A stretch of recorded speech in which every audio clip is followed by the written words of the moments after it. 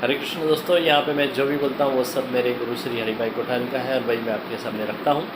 आज का sharing session है 1273 और आज का टॉपिक है गीता अध्याय 18 श्लोक 38, 39 और 40।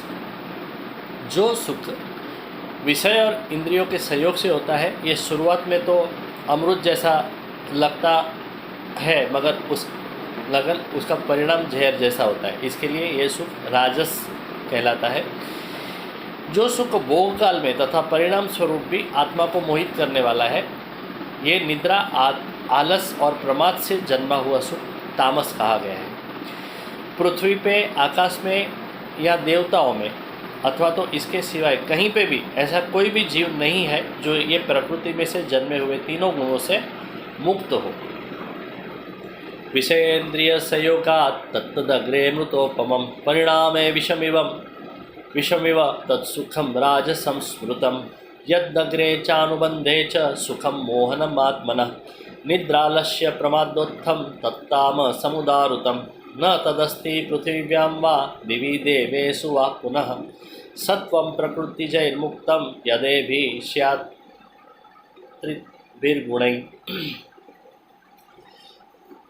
अच्छी लगे वैसी बात तुरंत करनी, इसमें कोई ढापण नहीं है। रावण को सीता अच्छी लगी और तुरंत उसे उठा के लेके आया, लेकिन परिणाम विष में यानी कि मौत हुआ।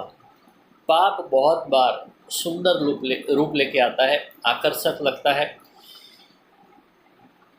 हम उसे एक कोने में जगह देते हैं तो धीरे धीरे वो हमारे हृदय का कब्जा ले लेता है। ऊँट को खुद के तंबू में थोड़ा प्रवेश देने वाले अरब को आखिरकार तंबू में से बाहर निकलने का वक्त आ गया। असत्य भी शुरुआत में अच्छा लगता है, लेकिन परिणाम हानि करता ही होता है। आहार, निद्रा, भय, मैथुन ये सभी मोहक बातें ही अंत में मारक बनी रहती हैं। विषय सुख भुगतते वक्त आत्मा का संबंध छूटे नहीं, उसका ध्यान रखना चाहिए। राजस सुख में परिणाम में भूल पता चलती है, लेकिन तामस सुख में तो मोह होने से आरंभ में अंत में भूल पता ही नहीं चलती।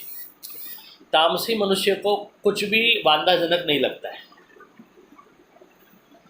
वो आलसी है, बहुत सोने वाला है, बहुत खाने वाला है, और उसे पशु जीवन जीने में शर्म ही नहीं महसूस होती है।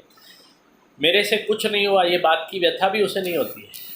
राजस मनुष्य भोग जीवन के लिए भी जागरूक होता है, लेकिन ये तामसी मनुष्य तो उसमें भी निष्क्रिय होता है। असेल माझा हरी तो देईल खाटल्यावरी। मानसिक, बौद्धिक, आध्यात्मिक सुख की तो उसे कल्पना ही नहीं होती है। तमोगुणी मनुष्य देता भी नहीं है तथा खुद भी दिल से भुगतता नहीं। इकट्ठा करने में उसका भुगतना भी रह जाता है। सभी बातें त्रिगुण से भरी हुई है। इहलोक या परलोक में एक भी पदार्थ ऐसा नहीं है जो त्रिगुणों से रहित हो। स्वर्ग में भी ये तीनों गुण है, मात्र ये त्रिगुणों में किसका किसके ऊपर नियंत्रण है वो जरूरी है। इसके लिए त्रिगुणों का गहराई से अभ्यास करना चाहिए। कल के श्लोक का पारायण। ब्राह्मण क्षत्रिय विषाम शूद्राणाम च परंतप कर्माणि प्रविभक्तानि स्वभाव प्रभवैर्गुणैः वसुदेवसुतं देवं कंसचाणूरमर्दनं देवकी परमानंदं कृष्णं वंदे जगद्गुरुं। गुरु ब्रह्मा गुरुर्विष्णु गुरुर्देवो महेश्वरः गुरुर्साक्षात् परब्रह्म तस्मै श्री गुरुवे नमः। ये वीडियो आपको अच्छा लगा तो जरूर इसे लाइक, कमेंट एंड शेयर करें और मेरे YouTube channel Deepak Dirawani life time daily science and songs को सब्सक्राइब करें और वो जैसा अच्छा और ज़रूरी सुनते रहे। Thank you very much. Good night. Hare Krishna.